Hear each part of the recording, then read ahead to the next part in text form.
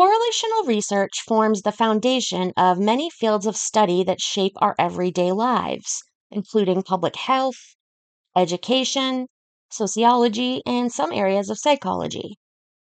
Because of its widespread use, having a basic conceptual understanding of correlation can be helpful as you navigate the world and make decisions about how to act, what to buy, or even how to vote.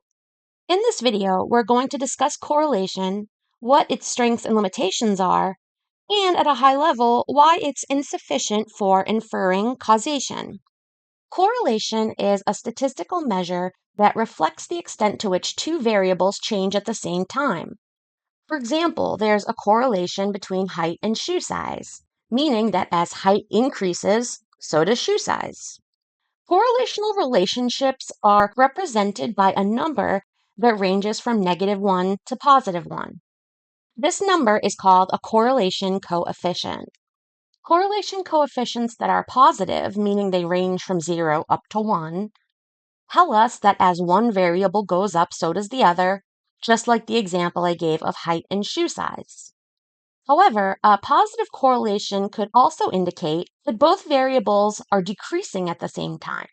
For example, the outside temperature and the number of daylight hours. The correlation coefficient being positive indicates to us that the two variables change in the same direction. Correlation coefficients that are negative, meaning they range from -1 up to 0, tells us that when one variable is going up, the other one is going down. For example, hours of study time and number of errors on a test, or the age of a car and its resale value. In a negative correlation, the variables are changing in opposite directions. When we observe a correlational relationship between two variables, there are essentially three possible explanations for it. We're going to use an example of positive correlation between eating ice cream and drowning deaths. So, the more ice cream that's being eaten, the more drowning deaths occur. The first possible explanation is that eating ice cream causes drowning. You might think, well, that could be theoretically possible, right? Aren't you not supposed to swim right after you eat? Well, first, that's not really true. But second, even if it were true, we'd need to have a reason for why ice cream specifically is linked to drowning, not just eating any food. The second possible explanation is that drowning deaths cause people to eat ice cream. This explanation doesn't make a lot of sense either. The third possible explanation is that there is an underlying characteristic or variable that's causing both ice cream eating and drowning deaths to increase. If you can guess what that underlying variable is before I tell you, go ahead and put it in the comments. So, what is one thing that would cause people to eat more ice cream and would also increase drowning deaths? The answer is hot weather. When it's hot out, more people are eating ice cream and more people are swimming, which increases the likelihood of drowning death. So, when we have a correlation, all it tells us is that these two things are changing at the same time. It doesn't tell us what is causing what. All we can do is hypothesize about what the underlying causal relationship might be and collect more data to test that hypothesis. You'll note that in this video, I don't talk about whether or not a correlation coefficient is statistically significant. I'm going to cover what statistical significance is in a future video. But in short, whether a correlation coefficient achieves statistical significance depends on several factors, like the strength of the relationship and how much data you have. But generally speaking, if a correlation is not statistically significant, it indicates that the relationship between the variables could be the result of random noise rather than a reliable pattern we'd expect to hold up across multiple people or data sets. It's also possible for a correlation to be statistically significant and spurious, meaning there's a relationship observed in the data, but it doesn't actually reflect anything meaningful or reveal a true underlying connection. For example, shoe size and reading ability are correlated.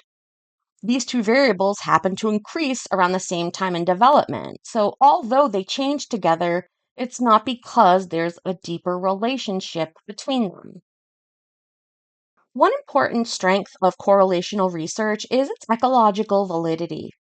Ecological validity tells us how much a study replicates real world conditions. For example, a study where people are isolated in a lab may have low ecological validity because the circumstances are strange and don't mimic real life.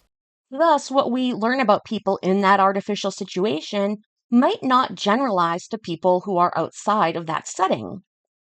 In contrast, a great deal of correlational research is based on real world data. Another strength of correlational research is that it allows us to look at relationships between things that would be unethical to manipulate in a study. For example, we can't randomly assign a group of people to smoke cigarettes to see how it affects their health. But we can look at correlations between smoking behavior and health outcomes. In terms of weaknesses, we all know that a big weakness of correlational data is the inability to infer causation from them. All correlation tells us is that the two variables change together, not that they're causally linked. Another weakness is the potential for confounding variables, meaning an outside factor that influences both the variables we're looking at. In the ice cream and drowning example, the confounding variable was hot weather. Because of the potential for confounding variables, it's important to consider what variables are included in the study's analyses and how they deal with potential confounders. Advanced statistical methods such as structural equation modeling can come close to approximating causal relationships from correlational data. Analytic methods like these are constantly being tested and refined so we can get the most useful information possible from correlational data. Another effective strategy for working with correlational data is to combine what we learn from them with other kinds of research, such as experiments, qualitative studies, or case studies. For example, if you're interested in the correlational relationship between stress and sleep, a good next step might be to look at experimental studies where researchers manipulate sleep in the lab. The results of these studies can help clarify whether poor sleep leads to higher stress or if the relationship works the other way.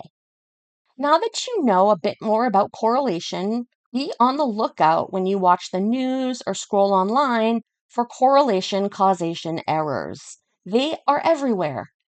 And now you'll know not to fall for the clickbait, at least without doing a little research first.